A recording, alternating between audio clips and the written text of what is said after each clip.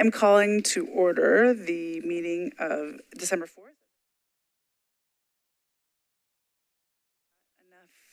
Enough commissioners in attendance for quorum, so I'm confirming that. Please review and let me know if you're ready to approve the minutes.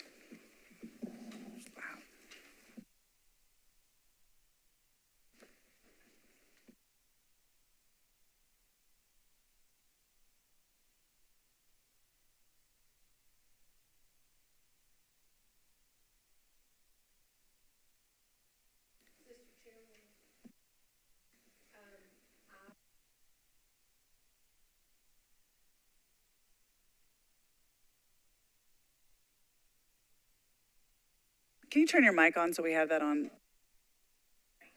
Can you hear me now? My name is misspelled in the minutes, which is no big tragedy, but with that correction, I would like to move that the minutes be adopted. Crystal, do you have that? Thank you. All right, can I get a second? Second. Anybody abstaining or against? Excellent, then the motion to approve minutes moves. Now we're gonna do, sorry, looking at the wrong. Ye old financial update. This is usually the most uneventful thing. It continues to be. Yeah. But you don't have a lot of money. There's not a lot of things that are going on. But we did have our pre-budget meeting with Metro Finance, and we're preparing our presentation that will happen probably February, March. So the commission will still get the budget early and have time to look at it and approve it. Is there anything that you're saving on that you didn't expect to, or spending on that you didn't expect to? No, we have very little margin. I think we maybe have $20,000, maybe. Mm-hmm. Okay. Okay, great. I'm content with that because the finances don't really change. Yeah. Okay. So new business. Okay, I'll just go through this order. The ad hoc committee creation, I don't know what rules and policies is, but I can talk about the ad hoc committee that we created. Is that what the intention is? No? Oh yeah, the change, okay. Then you lead this. Excuse me? This is from when we, executive committee meeting, and Irwin had also spoke quite a bit about the, going through the current bylaws, and I think Charles might have been involved in that conversation also. And you would need to set up a committee, and if you set up the committee, then we can manage the process of seeing what would be the best way to look at our current rules and regulations and see how they might need to be changed. Yes, okay, now I'm remembering this. So just for the commission, I don't know if you guys remember, but Irwin and yes, and Charles, our lawyers basically were like, we need more clarity and specificity on some of these parts of the bylaws as to what we can do and can't do. And so the recommendation here, or the thought here is that, you know, as the chair, we can create ad hoc committees to look into things like that. And this would be an idea to do. And someone like Charles would be someone good to be on there because he's a lawyer. But whoever else wants to nominate themselves or participate in that, it doesn't need to be a big committee. It could be a couple of people or 3 people. But just to go through and review and then possibly recommend new language or amended language to just kind of handle this thing that's been ongoing for a while. So that's what this is. Yeah, Charles? I was just going to add or ask, because I think this came up when we discussed it. Irwin, when is his term up? He's still around till May. Crystal, will you check that? Because, yeah, he would be a good member to have on that committee. Good point.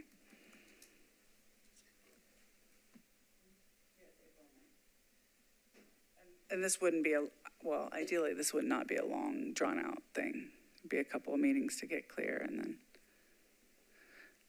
a plan of action. Okay, so while she's looking that up, anybody else drawn to grappling with this? Yes. April 18th. Staff could connect with him to see if he wants to join. Anybody else? It's pretty crickety. Okay, so Charles and Irwin, I'm happy to sit in if that would provide an alternate perspective.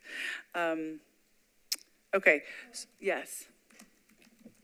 Could you clarify, I'm sorry, I think I missed it, what the ad hoc committee is specifically doing? If I think I'm understanding, the committee will look at our responsibilities in the bylaws and then say, these are the ways that we can handle those things? No, I think there's some vagueness in the language, and so they would recommend sort of getting more specific in the language so that commissioners moving forward would not have the questions we do, like, can we do this? Can we not do this?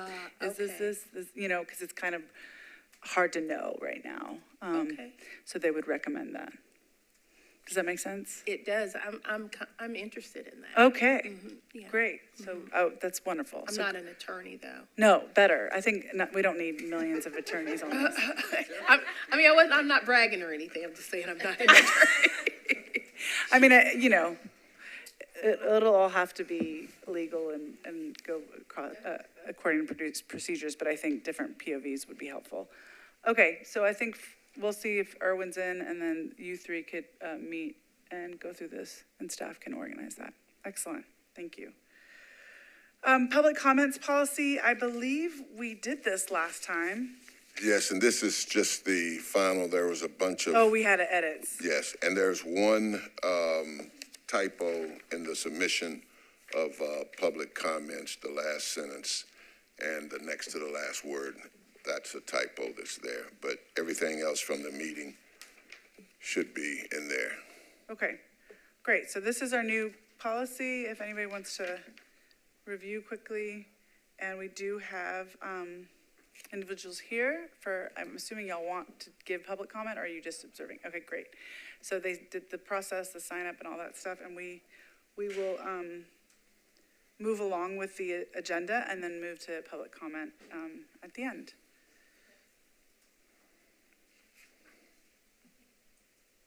Okay, any concerns about the policy? Anybody see anything else? Great. Ben? Okay. I see executive director evaluation. We talked about this last time. I think I was supposed to do something about this and I didn't.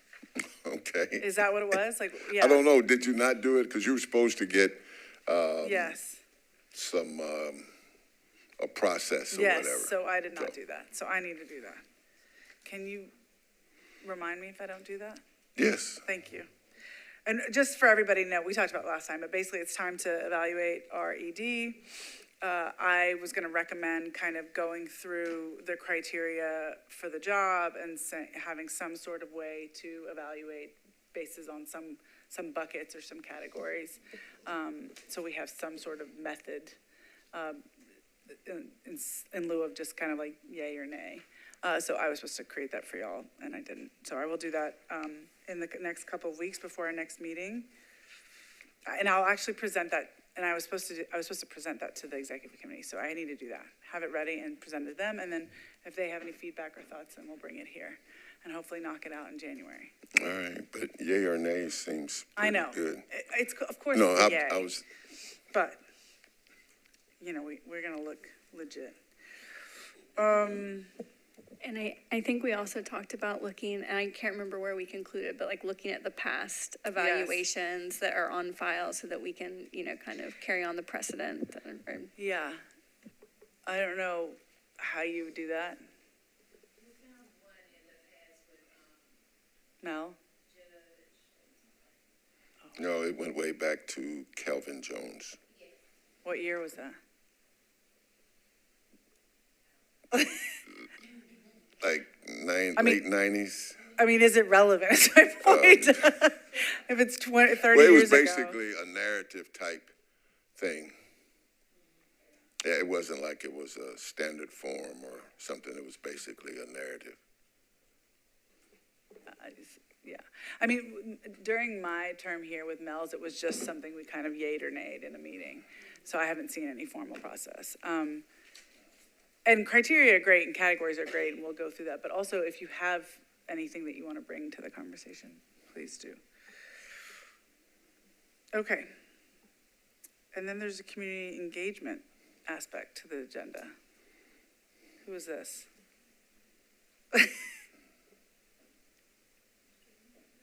Maybe that's Kathy. Mm-hmm.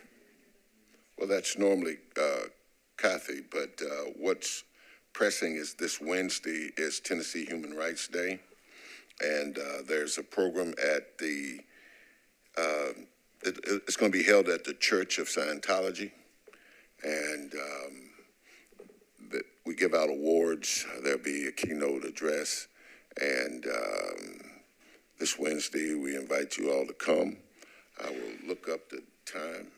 Church of Scientology is on 8th Avenue South. We were also, this is in hindsight, this past weekend we were involved with the FILA Awards, and their banquet was held in concert with the Tennessee Food Works Project, and that was held up in Lebanon.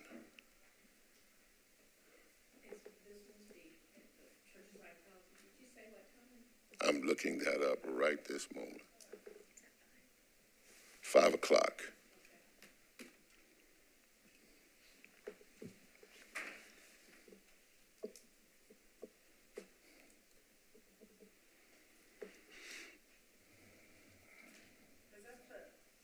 The opening reception? Or does the program start at 5? I'm reading through it right this moment. Because I remember there was like it starts food. at 5. Starts at 5. Okay. Great, we're just zooming through. Okay, we can do a complaints update and then hear from public comment. Does that make sense for you, RJ? Yeah, thank you, Yes. RJ. All right, so these are some of the updates about this complaint, and I just want to give a brief introduction to the entire commission. There were 5 complainants that filed a Title VI complaint through the Metro Human Relations Commission as of October 16th, 2023. These complainants consisted of local artists that felt discriminated against due to race because they had not received their Thrive grants fully and or received half of the original promise amounts. This Title VI complaint comes out of the much larger issue of the historical ways that Metro Arts allocates funding towards the arts of both small and medium and larger size organizations and its impact within specifically BIPOC communities. Where we are right now with our fact findings is the following. We have information about the grant processes of the Thrive program before this year and for the fiscal year of 24. We have a layout of a timeline of events ranging from June 1st through August 28th, 2023, alongside a summary of email communications from Metro Arts staff to Thrive applicants throughout this time period. We also have a record of how the commissioners voted from the Metro Arts Commission, what their role has been, and the information about them that is relevant to this complaint. We also have references to the work Metro Arts has done to become more equitable, including the disparity study completed in 2023. And in the following 2 weeks, there will be interviews will be continued to be conducted with Metro Arts ED, the grants manager, the previous 2 board chairs, all the commissioners, and the consultants.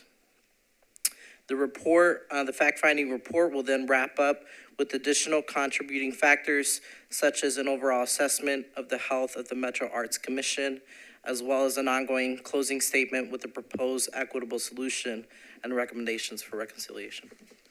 Any questions? You said there was a study in 2023 or 2022? That was the disparity study conducted in, released in June of 2023. Oh, wow, okay. But that particular disparity study did not follow the process for effectuating a disparity study. So it's basically null and void. So if I'm clear, they did a study and they made recommendations to, Yeah, but the study could not be considered because to do a disparity study, Metro has a process that you're guided through to do that. And in this case, that didn't happen. okay. So it's just like on the shelf. Yes, Okay. but it's around. We actually have it. They looked at it, but it was not the official disparity study in that it was not set up in the way. Metro has a process where Metro Legal is involved, and they were not. They have a agency that typically does those things for Metro, and there's a process by which Arts did not follow that process. So did they take any of the recommendations? Do we have any record that they took any recommendations and made any changes to their policies? Even in, maybe not even because of the study, not formally from the study, but since we know this, maybe we could make these changes, or they weren't even allowed to do that? Well, the study could not be used as part of their deliberative process, Okay. but really what's at the center of this is Metro Arts notified a group that they had been approved to receive grants. Right. And then 30 days later, they were told that those grants were rescinded. I And, remember the complaint. Yeah. Okay. But the overall, I guess to try to answer your question, I think you may be saying is that the commission had begun a process of a more equitable distribution of Metro Arts awards that sought to address communities that had not benefited from Metro Arts awarding grants to those areas. And so a process was established whereby over time, the larger organizations would start to receive less, and organizations who had not received in the past would begin to receive grants, and that they could possibly over time receive more. Well, all of that in the midst of everything else is what got derided. Okay.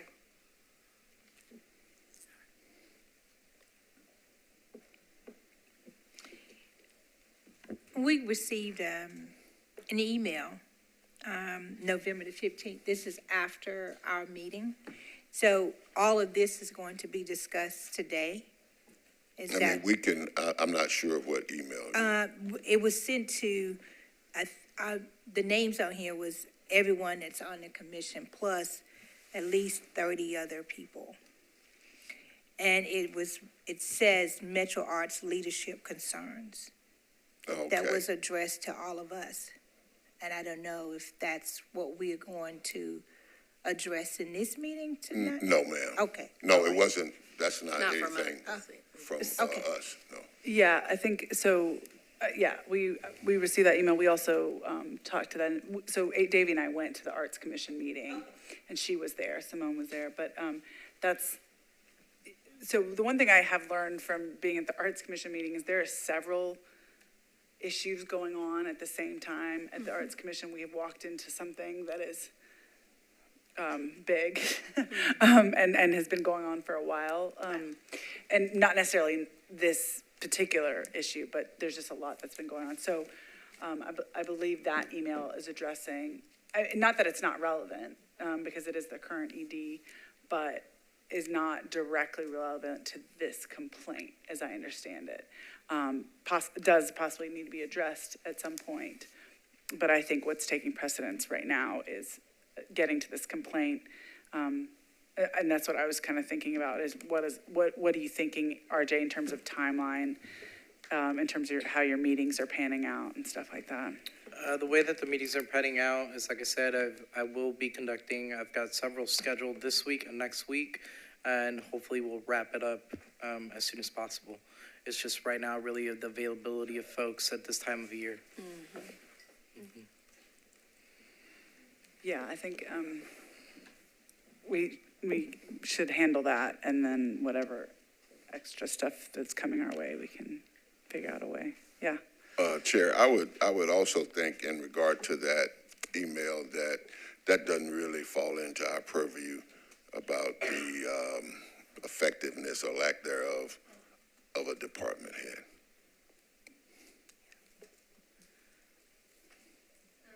Yes, Garlinda.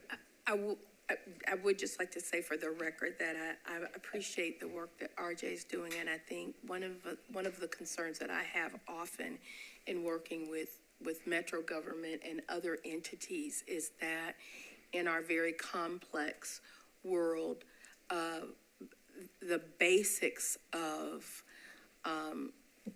racial injustice often get lost because we're trying to look at so many different things that are legitimate for us to look at. But I have noticed in recent years, particularly with Metro government, that that the government does not seem to have a strong appetite to face those things head on with regard to the BIPOC community. So I have a concern about the disparity study that they would do, that they would know that this was a legitimate way to do a study. When it comes to a particular issue like this, I have a concern that we make sure that, it sounds like RJ is doing that we keep our eye on the ball. Were there people from BIPOC communities who were treated unfairly in this process? And if so, what do we say about it, and what are recommendations? I just want us to make sure that when any community comes to us with a concern, that we don't broaden it to try to include everybody unless we're asked to do that, and that we make sure that that is attended to. Because I just see a tendency in this climate to, particularly with racial issues, but in this climate to muddy those waters. And I think we've been brought a legitimate concern, and I really appreciate RJ's tenacity and our tenacity in following through.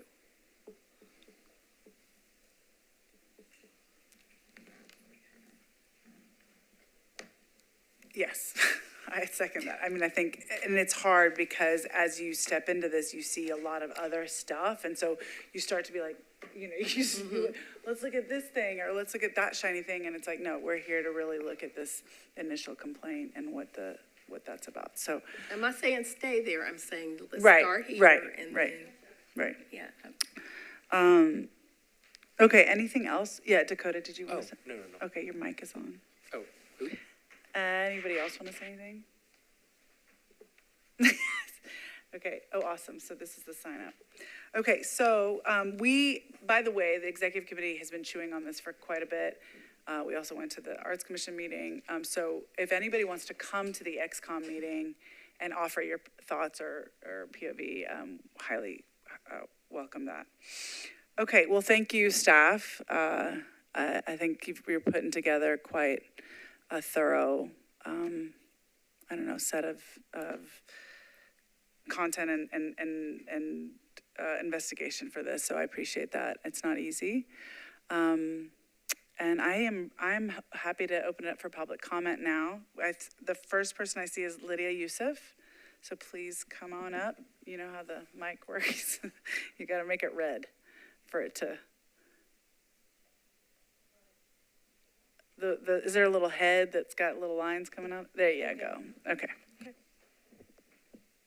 Do I have 2 minutes only, or can I go a little bit more? I think it's up to my discretion, and Okay. we don't have a ton of commenters, so we can go over, but. I prepped for 2 minutes, but I can do one more comment. Okay. So my name is Lydia Youssef. I'm one of the names on the complaint against Metro Arts and Metro Legal. There is an Egyptian proverb that goes like, an Egyptian approached Pharaoh and asked him, "What made you such a tyrant?" And the Pharaoh replied, "No one stopped me."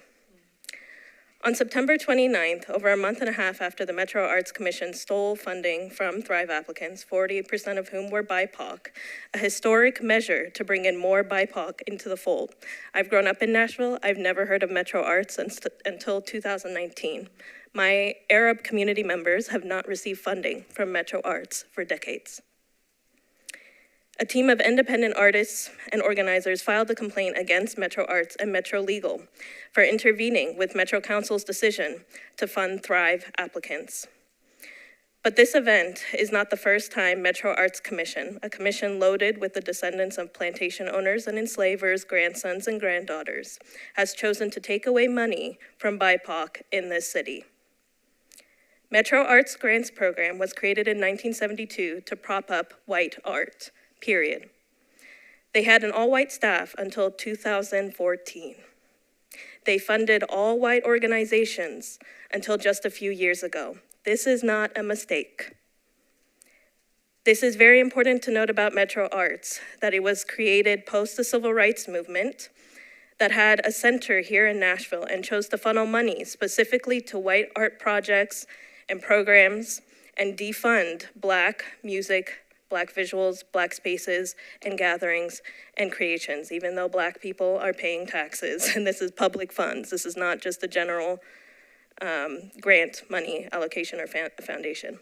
If you read about colonialism and cultural hegemony from Edward Said's Orientalism, you will note that for every empire, for every colonial project, there must be subjugation and repression of BIPOC artists and art, so that other forms of repression can happen and can be justified, like defunding schools because we're not performing as we should be. More money for policing instead of resources to communities like art therapy, because the solution is to fix the criminals and the crime within our cities. So this is at the heart of everything in our city, and this is why it matters. So at the heart of what's wrong in Nashville is how we do not fund BIPOC artists for centuries and do not allow communities to connect on cultural lines. What you have before you in this complaint is people of color, Black community members, and allies trying to stop a tyrant, not just a tyrant that defunds our music, our paintings, our people, but a tyrant who polices our fathers, jails our children, it's all interwoven, forces our mothers into the factories. This is a critical moment for this commission to stand on the right side of history and to show that Nashville isn't an old boys club. Nashville looks like me and you, people who prioritize equity, community, and life above profit and greed. I want to just end by saying that the issue is not Metro Arts leadership. They've had multiple leaders come in and out, multiple staff. The issue is that they do not want to make a commitment to equity. And when this leadership said, we are going to make a radical change to make sure all of Nashville has their funding come to them for their arts and for their culture, this commission chose not this commission, Metro Arts Commission chose specifically to halt that. So it is not the fault of the leadership. This is not a personal vendetta against anyone in the leadership.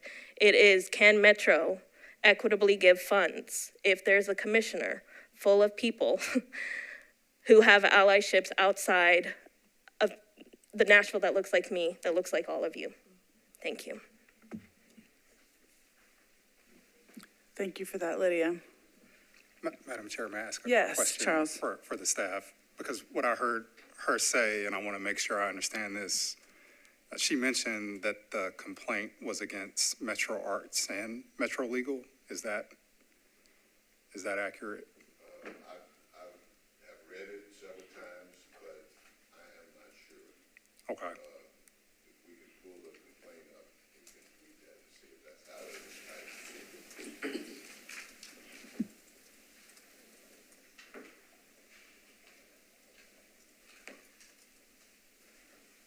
Who is pulling it up? You want me to pull it up? It's not in here.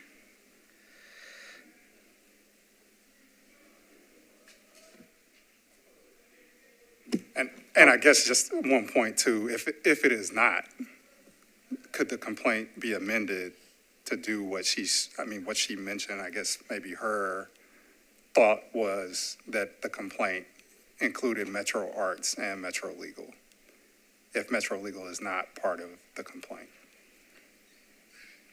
So I guess maybe two-part question or research. Does the complaint include Metro Arts and Metro Legal? If not, do the complainants want to add Metro Legal to that complaint?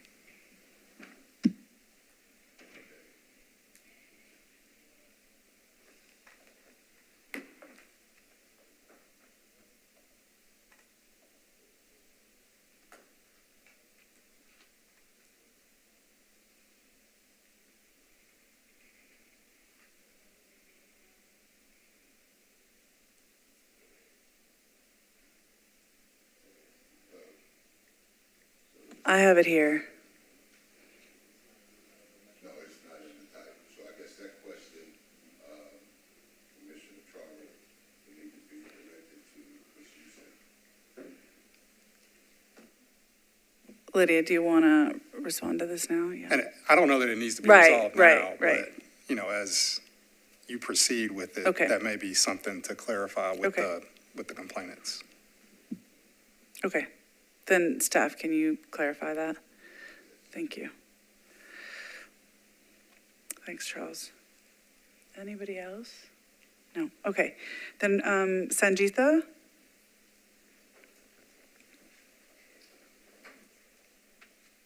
Forgive me, I don't think my comment's going to be as eloquent as Lydia.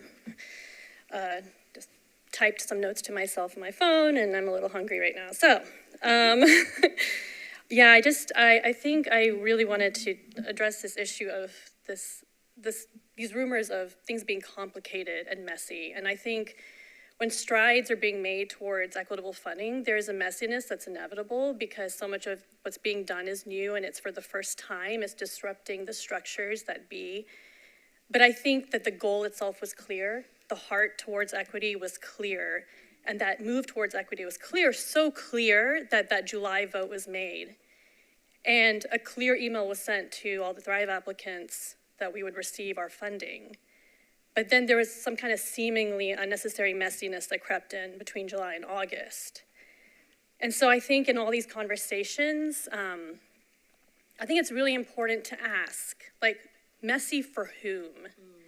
And unclear for who? I don't know if you saw this, but there was an article that came out in the Nashville Banner last Friday, and it was like all over the place, interviewing random people and just saying Metro Arts and this history, and it was kind of like a jumbled article piecing together all this information to make it seem like this is really complicated. But when you look at the timeline, yes, there was some disruption, there was some conversation that had to happen in trying to figure out the most equitable funding scenario going into that July vote. But so much work was done towards that there was a clear decision made, and it was made democratically.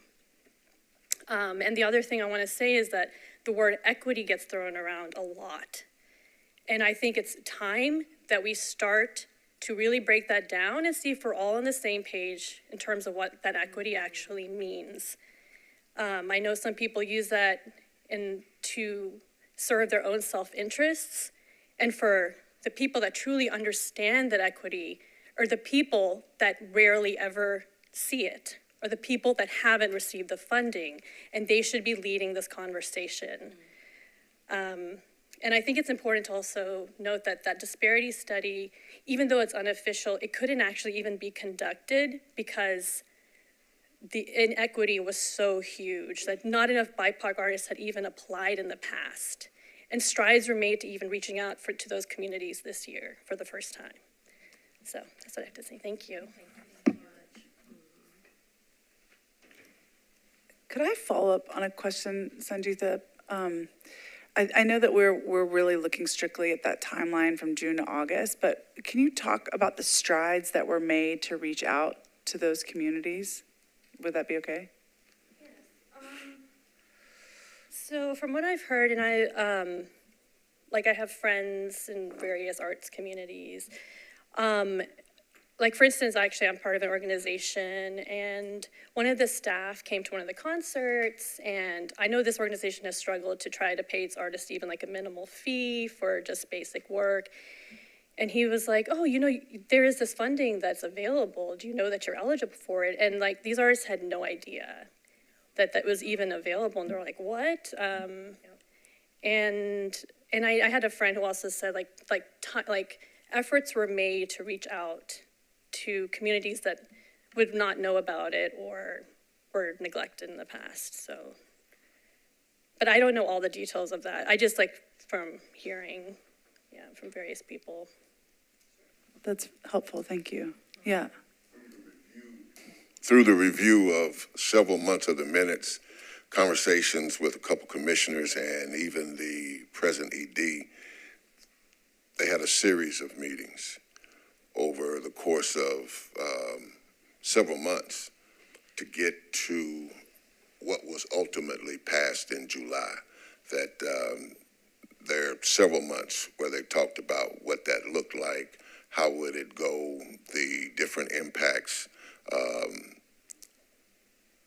My perspective, I thought they were pretty deliberate in going through this months-long process of how to restructure the way that Metro Arts gives out grants. It started with changing from what had been the years-long process of Tier 1, Tier 2, and Tier 3 people. Tier 1 being the large arts orgs, Tier 2 being the medium, and then Tier 3 being everybody else. And that in and of itself was somewhat problematic. I actually spoke at a commission meeting over a year ago, maybe even close to 2 now, about that particular process. So they worked several months to get to the proposal that was put before the commission that was originally approved.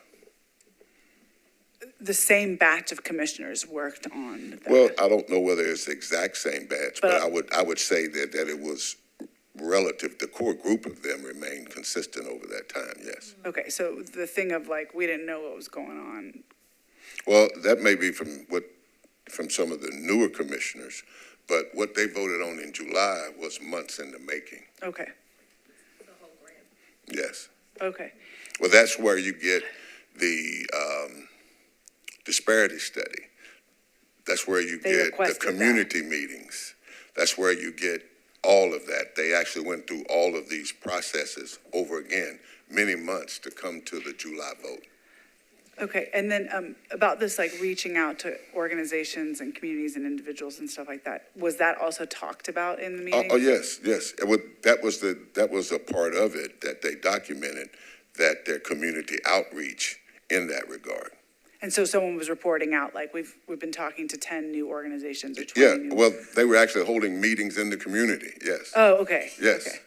That all of this was part of this whole process that resulted in the criteria that was originally approved by the commission in July that was subsequently overturned in August. So a lot of goodwill was created through those months and months. Well, I'd actually say a lot of work went into what was approved in July.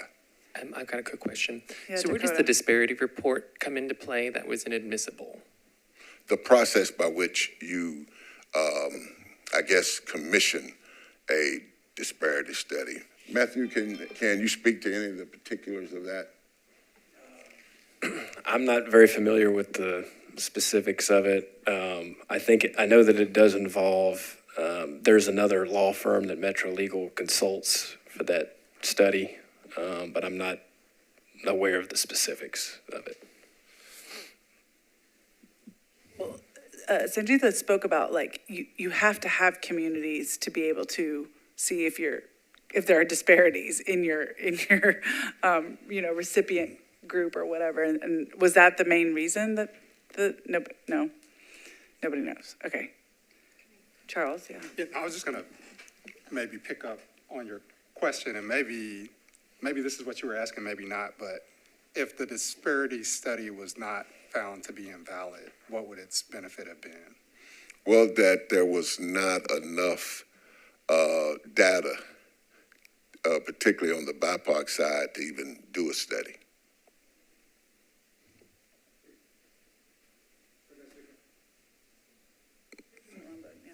But that's different from procedure. It's two issues. It's two issues. So it's two issues. Yeah, so the which one one, issue- one, the data issue makes it undoable. Metro Legal has a process, as Matthew just said, where they have a firm that does all those type studies under contract for Metro. So inside of Metro, if you wanted to do a disparity study, then there's a process that you go that would ultimately end up with Metro Legal commissioning that study, I guess would be the right word, Matthew? Okay. So, Yeah. so but- can I ask, I mean, I don't know if this is, can you further qualify disparity? Is it racial disparity that there requires a procedure? Is it an income disparity? Is it a community disparity? Is it I mean, what kind of disparity are we talking about that requires a particular procedure? Well, I would say it would be any disparity about Metro would have to be approved, and whoever would do it would have to be approved by Metro prior to it being done. And that was not what was done in this case. And why is it the legal department that has to approve a disparity? That's what, okay, and so it was done without approval? Is that what you just said? Yes, that's my understanding. Without the necessary approvals for those types And of are the results real? Are they actual? Do they resonate with what everyone's experience is? Well, I couldn't really comment Well, on that. Ashley and RJ are nodding yes. There is a report, it exists. I think it was sent to at least the executive committee where it elaborates. It's on the Metro website, you can go find it. There were not enough BIPOC recipients of Metro funding to do the statistical analysis, but all of those, I think, anecdotes are real experiences from people, right? We heard them in the public comments say. So the study that was not done through this process. So you can go find it, but it was not done through the process. Okay, I'm gonna probably edge up to a line here, but I want to re-highlight one of the last speaker's comments, and I've used this quote quite a bit. Matthew Desmond says that complexity is the refuge of the powerful. And I don't know that might not be part of this. I'm just saying that for most stuff that we do, Metro has processes that you have to go through to get those done.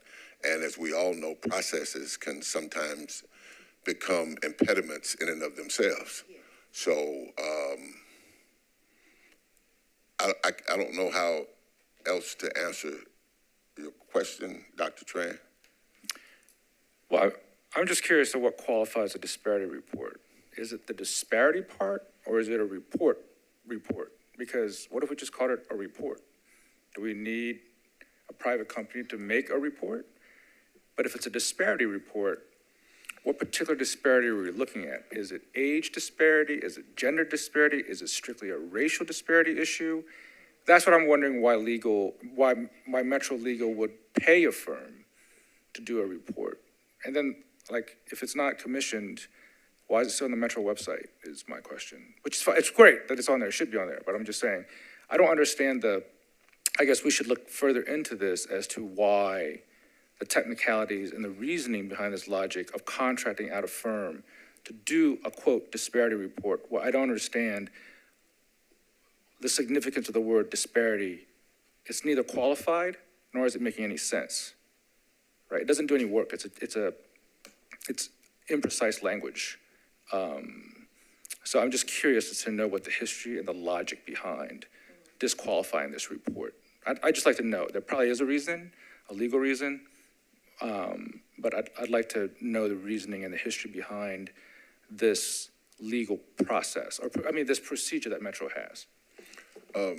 If I could, Matthew, could you do that for us? Thank you. Yeah, and what I'm trying to get at more is the purpose of if we had a clean disparity report, what would that allow? Would that have changed anything in this process? And I think that's what I'm trying to get to is not whether it was valid or invalid, but if it were valid for sake of argument, then what does that allow? Does that create some benefit that caused a deficiency somewhere along the process, that if there was this disparity report, there would not have been another vote on the funding that was passed originally.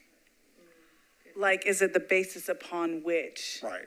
And I thought that's this where direction is maybe taken? You were going with your question. To code. And I didn't mean to ask the question for you, but when you asked your question, that's what popped in my head. I think understanding the purpose of that report, that if there were a report, then what does that allow the Arts Commission to do with that report? Matthew, does that need to be spit out a different kind of way? But I think that'd be part and parcel of the answer to that. What is that importance or that correlation between Metro Legal being the final arbiter of who does it, and as Commissioner Trauber is saying, what would have been the impact if that was? Would it have affected? And then if you get some questions along the way, just reach out to us and we'll try to clarify. All right. I want to ask a question. I just want to be clear on who they are.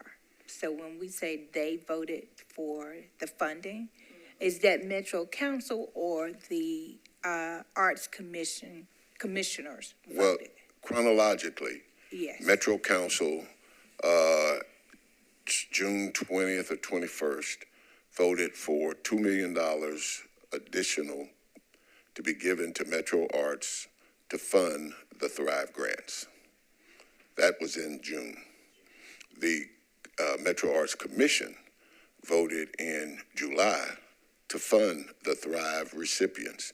A stat to your point, Commissioner Aberfazel, according to Metro Arts, there were like 50 or so individuals who had applied in the past, but during this time it was 100, and it was well over 100 people that did apply.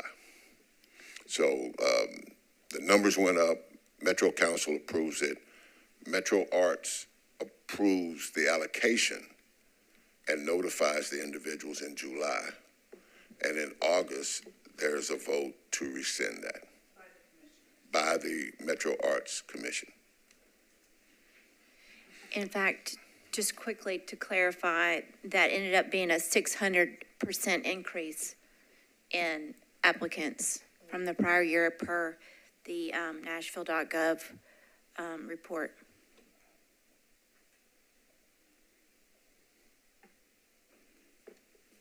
Does that make sense, Shalana? And this just, maybe this sounds more like commentary regarding this 600% increase. When you suddenly hear, more people are hearing about, there's $2 million that they're going to allocate, then more people will apply, so. I have a question. So in the voting by the Arts Council to rescind the awards, was it their decision made at that point then how to redirect the funds? Or was it just the answer, we're rescinding our offers? It was to rescind the offers under advice, according to the commission from Metro Legal, that they could not award them based on the sole definer of race. But it also did have scenarios of funding other things in it, right? Yes. And I think So Charles taking has from had a this and deep putting dive into this. into that, and he may be able to provide a little bit more clarity in that. But yes, that was, well, in between the July meeting where it was approved and the August meeting where it was rescinded, there was what was called an executive session held with the commission, with Metro Legal. And it was from that discussion that created the vote to rescind it based on what I'm understanding is the recent Supreme Court ruling surrounding interest into colleges, that it would apply beyond that. And that's being said by a non-lawyer.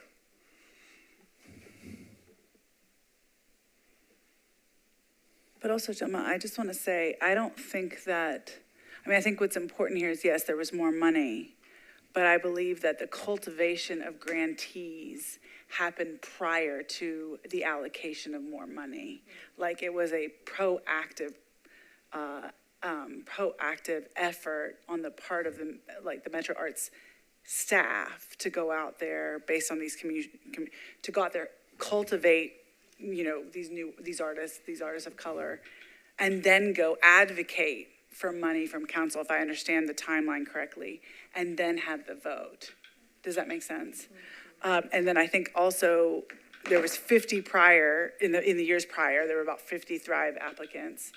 And now there were about 100 plus, I think you said 100, Yeah, 150 I plus. didn't have the exact. And so the other thing to look at is what percentage of that extra were individuals and communities of color. The exact numbers according to the grants manager, Jonathan, for Metro Arts, 22 applicants last year. This year, over 150. Yeah. And then what was the composition of that application? And if they were doing their jobs right, based on this initiative, it would have had a more diverse applicant pool. Yes. Well, and just so we're on the record about what actually occurred and what was actually rescinded, because I don't know that everyone appreciates this, but you mentioned it, that there was a discussion about increasing or targeting additional funding for BIPOC, at least based on my understanding. But with that discussion, which ultimately led to a vote that increased funding for all Thrive applicants who are not just BIPOC. Right. So although I'm assuming, again, I haven't heard the Arts Commission's actual meeting or seen any minutes from the meeting where the original award was made. My understanding would be that there was some thought that BIPOC discussion tainted that vote, even though the vote that was actually made not only affected BIPOC, but affected all Thrive applicants, which would be BIPOC and non-BIPOC. Yes. And then, I don't know that we're able to draw any conclusions beyond that, but I think that's factually, yes, seems to be what may have occurred. Yes, and in addition to that, the original rubric for the dispersion that had clearly BIPOC language in it, or race-based language in it, that I think you saw, Commissioner, that was changed to take those things out and to consider other things that even when it was changed not to have those references, it was still voted down. And to clarify, my understanding, that wasn't necessarily a rubric, but that was more data that was supplied. Yes. There was a separate rubric for each applicant that has no racial considerations in it. But data that was supplied to the commission broke down what BIPOC applicants will receive versus non-BIPOC, but not only for Thrive, but also for larger organizations. Yes. So if you think about money was being distributed across the board to everyone, although certain targeted things might have been discussed in the meeting, which again, I don't know if there's definitely no video. There may be some record of minutes or other recordings of the actual meeting with the original award. I've got a question. Oh. You want to go? Okay. I just wanted to better understand what happened in the meeting with Metro Legal and the Arts Commissioners, if you're able to provide that information. I would assume that Metro Legal's job is to protect the city from liability. So I'm interested or curious to know, like, what information was presented in that executive committee meeting that would have changed their vote from one month to another. Well, I wouldn't have privy to that. And what we've been able to learn about it is it's allowable under the Sunshine Law. It allows groups like this to have closed sessions that are not open to the public to talk to their attorneys. And if you can add, is that about it, or can? Yes, there's an exception to the Open Meetings Act for an executive session, which is an opportunity for a board or commission to meet with their attorney and to discuss matters related to ongoing or potential litigation. And so it's an attorney-client privilege discussion, and so that's why it has an exemption from the Open Meetings Act. Amy? That was literally, Go ahead, go ahead. Yeah, oh, sorry, that was literally what I was gonna ask about. Can you turn on your, it's on. oh, okay. I just couldn't hear you. So sorry. That was literally what I was just gonna ask, because I thought that information had to be public knowledge, had to be privy to the public. So that was exactly my question. I mean, the Arts Commission meeting we were at wasn't recorded either. So they don't record them. It was recorded, not official. It wasn't recorded like this is being recorded over the Metro network. Okay. How's it being But recorded? they recorded it on Zoom. We have a copy of it, Oh, yes. okay. Yes, gentlemen. I'm just curious, is this the norm for us as commissioners to be fact-checking other commissions for, their meetings and how their meetings are, or what happens in their meetings? You understand what I'm saying? I think this Yeah. is part of the investigation as Okay. we're trying to Okay. figure out All right. all the things that wanted, I wanted to, so that this is part of the investigation that we're looking into this complaint. I wanted to add to Charles that, even though Metro Legal says that, the discussion about the Thrive grants had too much race factors in it, that there are other factors that were discussed during the Thrive decision-making as well, that included communities, district councils, and other aspects that historically have affected disproportionately people of color. So I wanted to clarify that I'm sure you meant the same thing, but it might have sounded like it was a race-conscious decision, but there were other decisions that are beyond just race-conscious, particularly the historical redlining and disparity and inequities of communities in Nashville overall. Yeah, and not a response to that, but I think what at least has been reported in the news, I think even as, recent as today, there's an article in the Nashville Post that I think may have originally been in the Nashville Banner. In that article, it suggests that Metro Legal, that their advice was that that the mere mention of race in the decision is what led to ultimately the rescission of the award. Now, again, I don't know what conclusions to draw from that, because the award, again, at least my understanding, went to everyone, right? Everyone was getting something from the award, especially if you look at, the purpose was to give more money to Thrive participants, that were non-BIPOC and BIPOC. So, I don't know Metro Legal's theory behind that, especially if there was a closed-door meeting for advice on why Metro Arts should reconsider the original vote.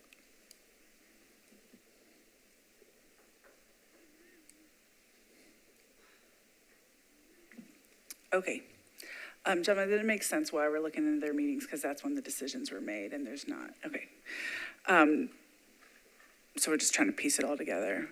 Okay, well, I think this mostly concludes the questions, and obviously staff is working on this daily, and executive committee is meeting on this, so this is very active and dynamic process. Again, thank you, staff. Also, thank you for public comments. I got chills several times during both of those statements, given what is going on in our world today. So thank you for coming. Okay, so I think, deep breath, I think if I look at this agenda, and yeah, announcements if we have any. I know there's a bunch of events, but we did lay them all out pretty well last time, so I don't think we need to go through that. Yes, Davey. I just got two things. I'd just like to reiterate that we're grateful for the two speakers that came today. We're often soliciting that folks would come to make public comment. So we're grateful for that, and we're grateful just to get their comments on the record in this body that I think are very important too. But I want to just thank all the commissioners for their help, those that participated in the Just Conversations recordings. I also want to thank the chair and Dr. Tran for going with us to Metro Arts Commission meeting. I think that was eye-opening. And I want to thank Commissioner Trauger for attending a meeting with me on last week with Metro Legal to discuss this. I've gained a new respect. But I was going to say something just quasi-humorous, but I'm going to forgo that. I appreciate you going. It was extremely helpful. I would have, and as I have in the past, I've met with them before, but I met with them this time with someone who understood and who came prepared to make our meeting much more meaningful. And it's even from that meeting that we're still looking at the overall way of how best to conciliate a equitable resolution of this. But I appreciate this commission and you commissioners, particularly as we deal with some commissions. And for me and for staff, that's huge for us to be productive and efficient. I appreciate the time and the extra time that you all often bring forward to this. Thank you. Yeah, I second that. The amount of passion and brilliance on this team is really being tested right now in some ways, and it's pretty remarkable. So, and I appreciate the way that we all work as a team to get there. These are tough but not complicated issues, as was laid out for us. So thank you for prevailing. I know my head has spun a couple of times trying to just pinpoint exactly what is happening. So thank you to my colleagues and to you all. Okay, if there's nothing else, it's time to adjourn. Yes, Mr. I motion to adjourn. Okay. And are we having executive committee since it's a holiday? Are we doing that this month? You're the chair. I guess I'm asking you and you and you and. Okay, we'll work it out. Otherwise, can I get a second to adjourn? Second. Nobody against or abstain? Then the motion so moves. Our meeting's adjourned. Thank you all.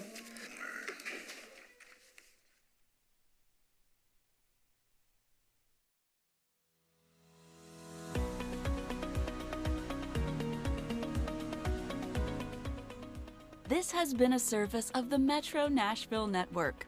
If you would like to see this presentation again, or for more information on this and other programs, visit nashville.gov.